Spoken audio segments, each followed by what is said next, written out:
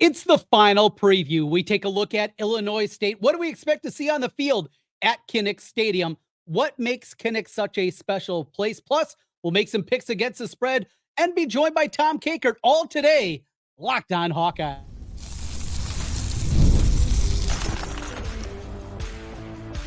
You are Locked On Hawkeyes, your daily podcast on the Iowa Hawkeyes. Part of the Locked On Podcast Network, your team every day. Hey, welcome in. I'm Trent Condon, and this is the Locked On Hawkeyes Podcast. Thanks for making Locked On Hawkeyes your first listen every day. We're available wherever you find podcasts. You can also watch us on YouTube. While you're there, hit that subscribe button. If you're listening on the audio side, 5-star reviews helps us get in front of more Hawkeye fans. Today's episode is brought to you by 5-Hour Energy. 5-Hour Energy fixes tired fast with zero sugar and a convenient portable size. It's the perfect pick-me-up for getting stuff done. Go to 5hourenergy.com and use promo code LOCKEDONCFB to receive 20% off your order. This offer is only valid until September 30th on one order and cannot be used with other promotions. Go to 5hourenergy.com today. Here we are on the eve of Iowa football and their matchup against Illinois State. We'll take a quick look at the Redbirds and what we anticipate we're going to see. Some final thoughts on this Iowa football season. What is that biggest concern that still sits in the back of my mind as we go through this one? We'll talk with Tom Kakert from Hawkeye Report and make some picks and just talk about Kinnick Stadium. But we begin today with the opponent on the other side, something that, frankly, we just haven't touched on a whole lot. Brock Spack brings his squad over from Illinois State, a team that Iowa saw one other time in program history. That came back in 2015. Now, I think you hear 2015 and our memories go to that undefeated regular season, the 12-0 year. It opened up with Illinois State in the opener. Remember also that year, as we're equating things just a little bit, how did 2014 end? With a disaster in a bowl game and the Hawk Slayer Bowl loss to Tennessee. How did last season end? With a disaster of a performance against Tennessee in a bowl game. I'm just saying, maybe we got some similarities happening here. Now, Ohio State was not on that schedule in 2015 for Iowa, nor was Michigan, though the Wolverines certainly are not the program of today. Schedule much different, yes, than what we have coming up this season in 2015, but certainly a path for Iowa to make a deep, deep run. So mention what they're going to see coming up against Illinois State. And a huge component to this, going up against a Brock Spack team, is they are going to be very good defensively. They are going to bring pressure. They're going to dial up a bunch of different things, and it's going to be up to Tim Lester and company to be able to combat that. A year ago, we saw the running game, though make improvements, still wasn't very good. They averaged just over 115 yards per game, but the more disappointing part of that was just 3.3 yards per carry a season ago. If this Iowa offense is going to get back on track, you want to see that number certainly in the 4.5 per carried range, even a tick higher than that. Now, yes, sacks are a part of that, and it kind of changes exactly kind of the equation, if you will, and what you're looking for numerically with the rush game. But with Iowa, with what they're going to do and what Tim Lester has told us, we get excited here in the Shanahan offense, and you think about the seam routes you're going to see from tight ends. We're going to all have all the motion all over the place, but it is predicated by having a strong ground game. And in order for that to happen, you need this offensive line to take a step forward. I think they're going to be aggressive. They're going to be very good in the run game. And we're going to see with that motion, with a veteran and healthy offensive line, that they're going to take that big step forward this season. Now, what are we going to see in the air game? I mean, that is the great question here. And against Illinois State, pretty good team a year ago. They averaged giving up just less than 200 yards per game through the air, 15 touchdowns, also had 30 interceptions a year ago. They have Mark Cannon back. He had 3 interceptions last season, along with McCoy, who had a couple. So both those guys returned from a year ago. I was going to have to answer the bell, and they're going to have to show that they have the ability to throw the football. I think it's what all of us are going to be looking for. That is going to be the huge component there. On the other side of the football, look, this Iowa defense is going to eat. They're going to be able to do whatever they want to do. I think they're going to make it incredibly difficult with 2 quarterbacks going out there. Rittenhouse likely going to be the starter. Jake Rubley comes in from Kansas State. If you remember the Rubley story, he's the one that came in 2020 to play high school football from Colorado at West Des Moines Valley. And then there was all kinds of craziness that went along with it.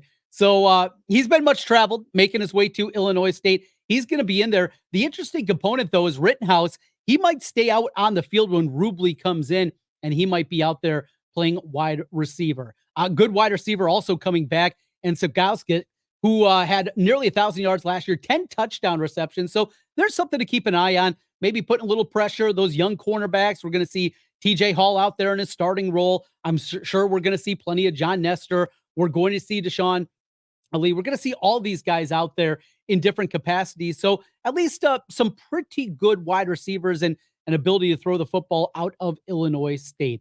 Another component, obviously, is the special teams, and that is something that Iowa has a huge advantage in this game. Last year, Illinois State only attempted 10 field goals. I think that says a lot. They did not attempt anything, only 2 kicks beyond 40 yards a year ago. Their punter, Wagner, averaged 37 yards per punt. Yuck. This is one where Iowa can get one. In fact, maybe we'll make a little call here. Let's make a prediction right now. Iowa's going to have a special teams touchdown. How about that? Either a punt return or a kick return. I'm going to go that direction with it. This is a game that Iowa should control. This is a game that Iowa should dominate. I think they will do just that. Will we see a high-flying team that puts up 50, 60 points? No, it's Iowa. Even minus Kirk Ferentz, I don't believe that is going to be the case. But a little preview there for you for Illinois State and what we expect to see out of the Redbirds. More conversation as we get ready for the season and concerns that are still lingering about this Iowa football team. We'll talk about that as we continue with Tom Kakert from HawkeyeReport.com, your final Locked On Hawkeyes podcast before we get to game day and the matchup against Illinois State. We continue in a moment. Fuel up with Factor's no prep, no mess meals. Meet your wellness goals thanks to the menu of chef-crafted meals with options like Calorie Smart, Protein Plus, and Keto. Factor's fresh, never frozen meals are dietitian approved and ready to eat in just 2 minutes. So no matter how busy you are, you'll always have time to enjoy nutritious, great tasting meals. Look, me and my family, we have done meal kits before. What I love though about Factor is the ability to have it done quickly. 2 young kids. We got softball. We got baseball. We got soccer. We got piano lessons. We got something seemingly every night. And yes, though it's nice to be able to sit there, put together a meal, sometimes you just don't have time. You don't have to worry about that with Factor. Not just though quick, it is delicious. Make your day delicious from breakfast to dessert. Stay fueled with easy, nutritious options. Treat yourself to restaurant quality meals that feature premium ingredients like filet mignon, shrimp, and blackened salmon. Keep kitchen time to a minimum. As I said, Factor meals are ready in 2 minutes. No shopping, no prepping. I love that part. Cooking, or how about this? No cleaning up.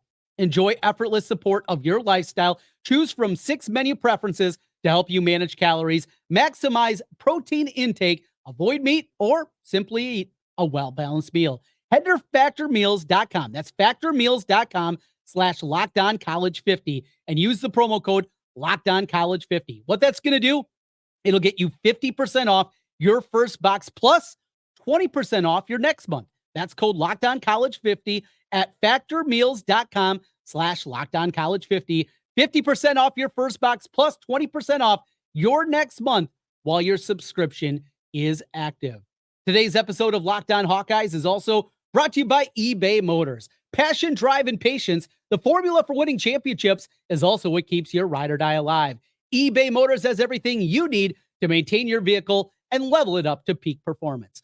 Superchargers, roof racks, exhaust kits, LED headlights, and more. Whether into speed, power, or style, eBay Motors has you covered. With over 122 million parts for your number one ride or die, you'll always find exactly what you're looking for. And with eBay Guaranteed Fit, your part is guaranteed to fit your ride every time or your money back. Because with eBay Motors, you're burning rubber, not cash. With all the parts you need at the prices you want, it's easy to make your car the MVP and bring home huge wins. Keep your ride or die alive at ebaymotors.com. Eligible items only. Exclusions apply. eBay Guaranteed Fit only available to U.S. customers. We continue Locked On Hawkeyes as we talk with Tom Kakert from Hawkeye Report.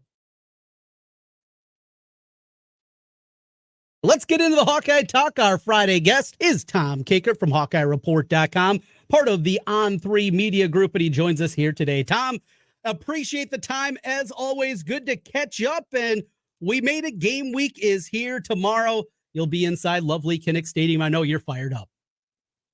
Yeah, it's always a fun day, to get back at it, and season's here. Just, excited to cover another year of Iowa football and Big Ten football and all that brings. The anticipation certainly is high with this team. What remains your biggest concern for Iowa football this year? What is the one thing that says, if it doesn't go well this year, it's because of this? It's an interesting question. I think my biggest positional concern right now is defensive tackle, just because they don't have depth there, and I'm afraid that teams might be able to run on them. Even though they're very stout with Jay Higgins and Nick Jackson and everything, but beyond Wyatt Black and Aaron Graves, there's just not a lot of production that returns. They're going to have Jeremiah Pittman really play well, and hope that Luke Gaffney and Will Herbert can step forward and be good players that can give them some snaps. And then obviously on the other side of the ball, I think the passing game, I think they're going to run the ball okay, but it's the pass game. I really do. As long as the offensive line stays healthy, I think they're going to run the ball, but I want to see the pass game and see if they can develop something that's going to create some explosive plays. All right, here's a little something for you. I'm giving you a prop. You mentioned the wide receiver position. Caleb Brown, when he gets back off the suspension, I think he's going to be good this year. I think he's going to take a step forward. Jacob Gill, I think we've heard enough about him that at minimum, he's a competent guy. I want to go with two young receivers. One a true freshman, Reese Vanderzee. Sure. The other redshirt freshman, and Jarrett Bowie. Of those two, who has more catches this year for the Hawkeyes? That's a good question. I think it's probably going to end up being Bowie. Yeah. I think sometimes those true freshmen, they flash a little bit in camp and then kind of fade away. We've seen that story before with different guys. Heck, Bowie was like that last year, where he was kind of the buzz of camp. Hey, that kid might be able to play and he might help us. And it just never really materialized. I do think Vanderzee's good, but I think Bowie's going to be more of an impact guy for Iowa this year. Tom Kakert from Hawkeye Report with us here. Jumping from there, and we look to tomorrow. It's Illinois State. We want to see this offense ramped up in a big-time way, but it's also going to be so different without Kirk Ferentz. And as you guys make your way down to the post-game press conference, it won't be him there. We saw the emotion that came over him after he announced the suspension a week ago, and you could tell how much that hurt him. What about the team? What has this done for the team? I know talking to the guys earlier this week, what do you expect to see minus Kirk Ferentz tomorrow? Yeah, I think they're going to be pretty motivated to win that game for Kirk. I think they feel like he kind of got wronged here. I think they feel like he should be there, and I think they want to win one for him tomorrow. So I suspect you're going to have we're coming into this, maybe they would have kind of slept walk through this one, even though they're excited for the first game of the year. Still, it's Illinois State. You got Iowa State on deck. You just kind of meander through it. I think this time they want to. I really think the guys on the offensive side too. I think they feel like they've got something to prove, and I suspect they're going to have a really solid performance on both sides of the ball on Saturday. Illinois State, what do you know about the Redbirds? I know there's a connection over in your neck of the woods with the Rubley family, as a guy that had an Iowa offer made his way here to West Des Moines Valley in that weird 2020 season. There's all kinds of circumstances there. What can you tell us, though, about the Redbirds? Yeah, they're probably going to play two quarterbacks. Tommy Rittenhouse probably going to start. He played a little bit last year, really mobile quarterback, can run a little bit, pass. Played, I think 8-9 games last year. He may end up playing a little bit of wide receiver when they bring in Jake Rubley, who's, TJ Rubley's son. And, but they're pretty stout on the back seven on defense. Got Adula is a linebacker that they've got, and Heinkamp, I think it was the young guy's name at linebacker too, who's who's pretty good, earned all Valley honors last year. So they've got some experience there. And we always know Brock's back. Everybody who's been around the Big Ten for a long time remembers him being the DC for Joe Tiller and always doing a really good job with Coach Tiller's teams. And those teams always gave Iowa fits. So we know that Brock's back can dial some stuff up that generally works pretty well against Iowa. No doubt about it. We saw that in some Purdue teams. We talk about the offense and basketball on grass and all those things. Those defenses with SPAC, they had some really good players and really good teams that, you're right, did give Iowa some trouble there, including 2002, as we go in the way back machine. Needed a Dallas Clark 90-yarder up the sideline to win that one. And Adolphus Shelton with the interception to cap it off and get the victory of that one. All right, Tom, as we make our way forward, a question that still remains for me. We've heard nothing but great things about Reese Dakin, but two components to it. When Tory Taylor took over, he was already, 22, 23 years old. He also did it in 2020 with nobody in the stands. I mean, the first time he walked into a football stadium was at Purdue. He hadn't seen a football stadium before that one, at least on the road. So this is going to be completely different for Reese Dakin. And do we know how quick he is actually getting a punt off with an actual rush coming his way? Just the simple little things. I saw he was also listed as the starter at holder, something that initially didn't sound like was going to happen. Punter still remains a question for me. How about you? Everything I've heard about him has been fantastic, actually, that he's, that they think he's going to be really good. Now, I am curious how he handles it when there are people in the stands, because it's different. Mm-hmm. Just is. It's you can't simulate 70,000 fans and the pressure that's going to be felt there. And but I also think, boy, watching him punt, it's pretty impressive. Even in the practice settings that they've had, he's just blasted some balls a long way. So I think he's going to be really good. But there might be some learning experiences that take place in the first couple weeks of the season.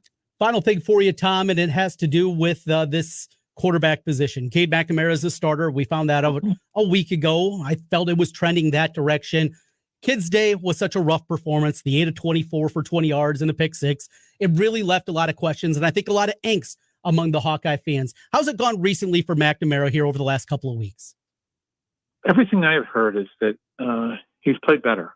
He's looked more comfortable, and he's taken a step in the right direction. And I think the other thing that he's got is the faith of his teammates, and the teammates really kind of rally around him and want him to be successful. And I think that's also really important because you saw that with the teammates are the guys who elect the team captains every week. And he was one of the 4 captains this week. So that just tells me that teammates have got his back. They want him to be successful. They want him to be the quarterback, and that can go a long way. So I think he'll come out and play well. I really do.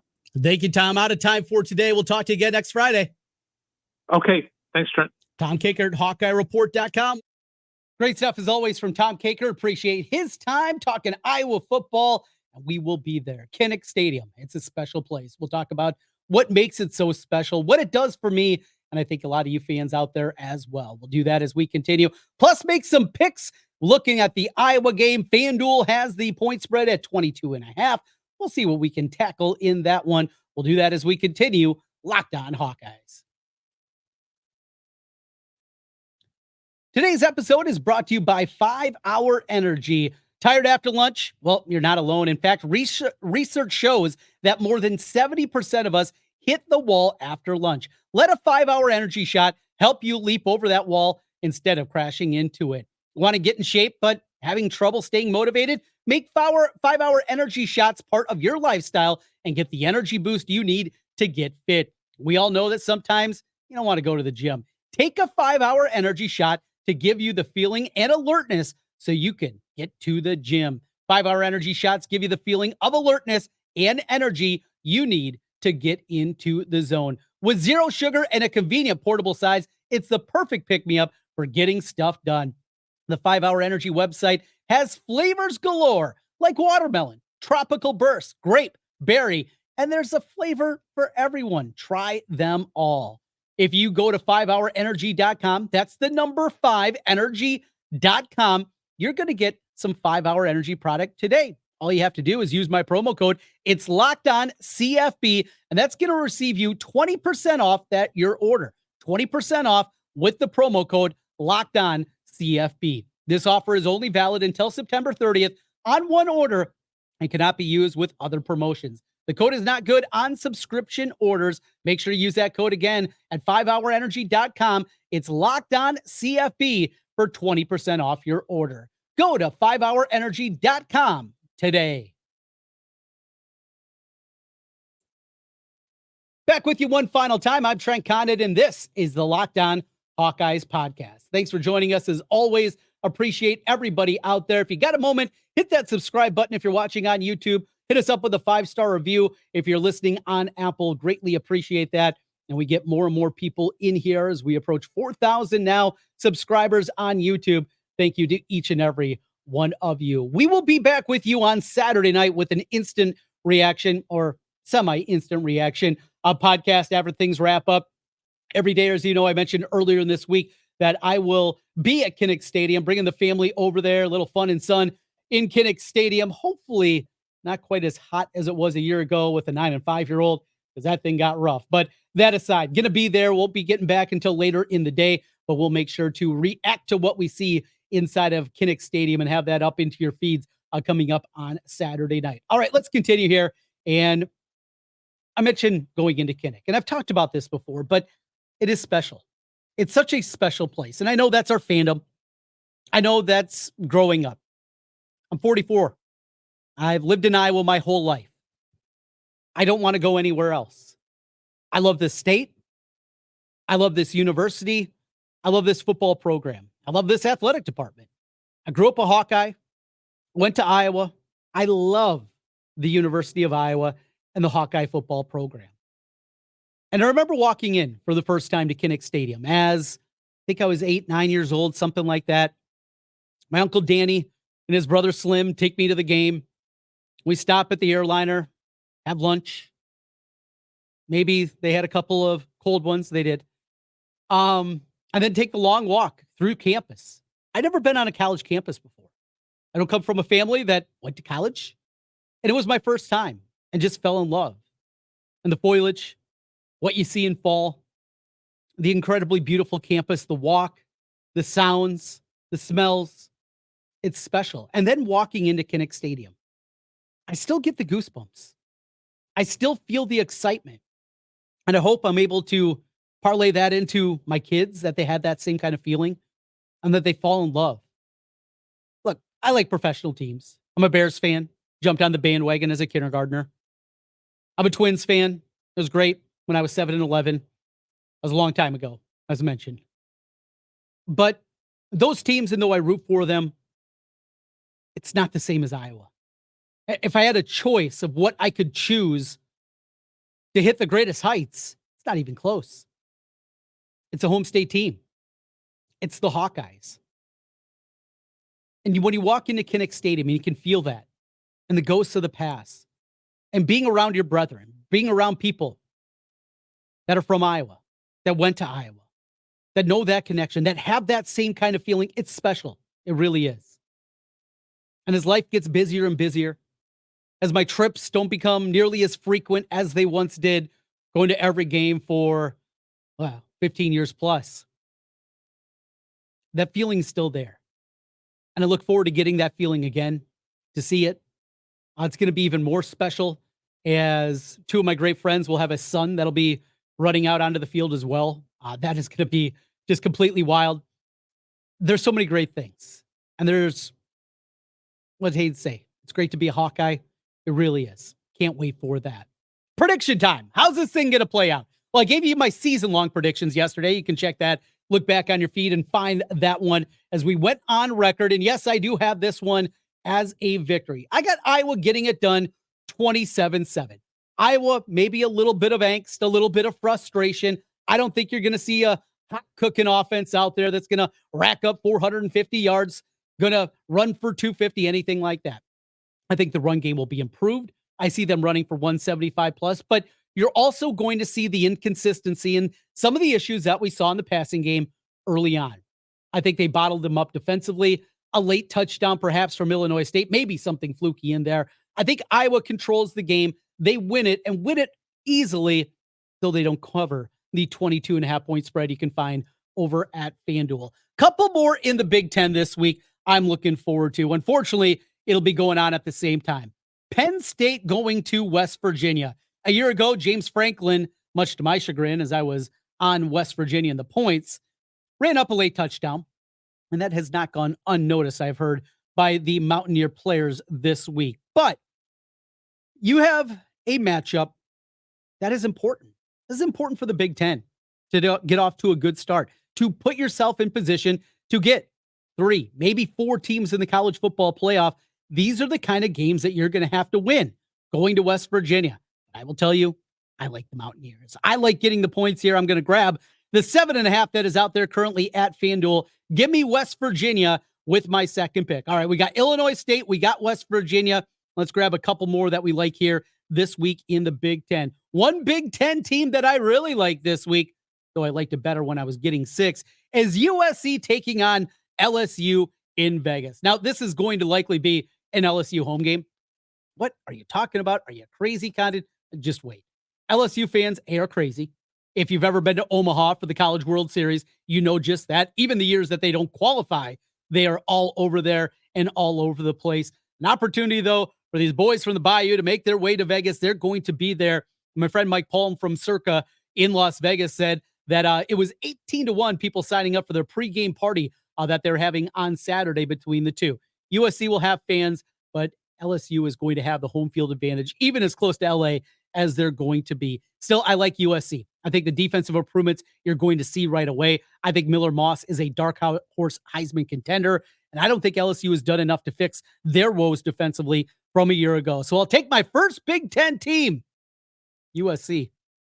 It just sounds stupid, doesn't it, with that pick? And then wrapping things up with one more that I like, and that one's coming up this evening if you jump aboard with us here before this game kicks off. I like Michigan State laying the 13 against Florida Atlantic. Florida Atlantic just does not have a whole lot returning. Yes, I know Michigan State, new coaching staff, new regime. I think they're live tonight, and I think they're going to look really good. Aiden Childs is going to be a stud. Keep an eye on this one. We see Michigan State in the middle of the season, and I think they're going to be certainly playing at a much higher level even than they will here in the beginning portions of the schedule. So like Michigan State, I'm taking Illinois State and the points, like USC and West Virginia. 4 picks for you this week here, presented by FanDuel. Enjoy the game tomorrow. Enjoy Kinnick Stadium if you're making your way over. I know I will. Nothing better than Iowa football, and it is back. We'll talk to you again tomorrow night after the conclusion of the Iowa game. Until then, go Hawks.